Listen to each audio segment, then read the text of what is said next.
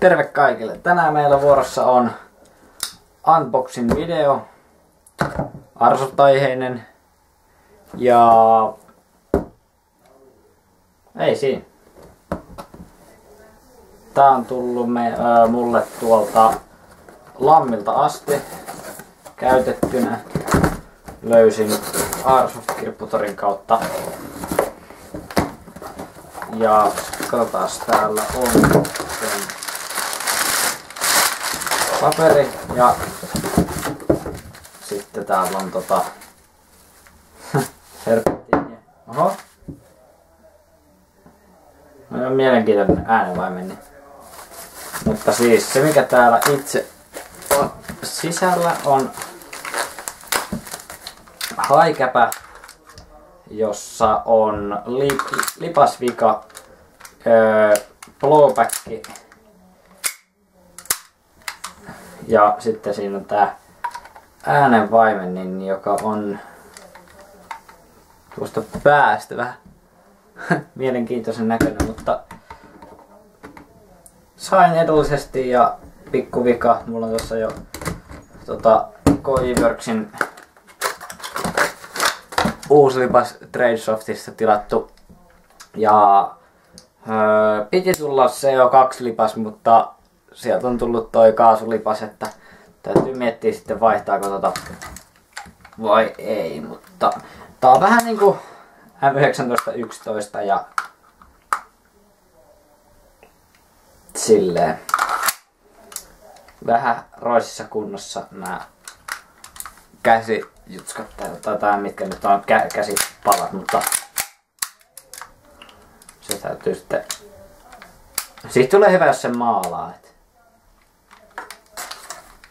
ei kai siinä. Mulla ei itsellä ole kaasua, että mä en pysty tätä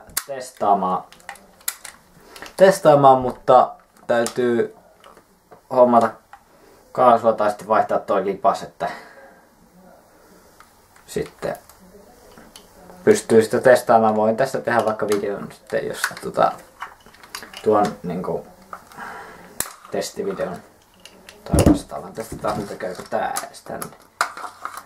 Kävi. Joku sen tää toimii tänään.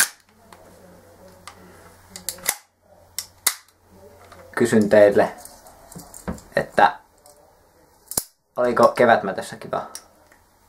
Jos olitte siellä ja kun itse en sinne päässyt tosiaan. Ja sitten lähiaikoina tulossa uusi unboxausvideo tosta. Mulla on tulossa yksi uusi ase käytettynä sekin, niin sitten siitä voidaan tehdä sitten unboxausvideo kanssa.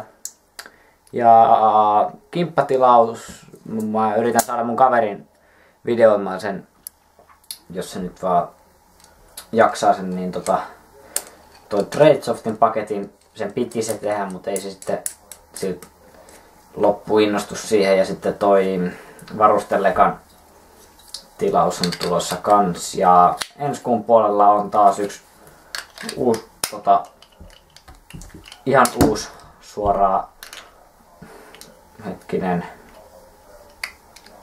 Puolastakohan se on tulossa, niin tuo ihan uusi rynkky sitten, niin siitä ehdottomasti tulevasta ykkösaseesta videon teille sitten teen, mutta tilatkaa ja suositelkaa kavereille.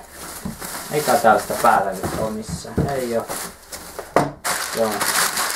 Siinä ei vitsi ole ollutkaan sitä sitten. Mutta kiitos kun katsoitte. Ensi kertaan.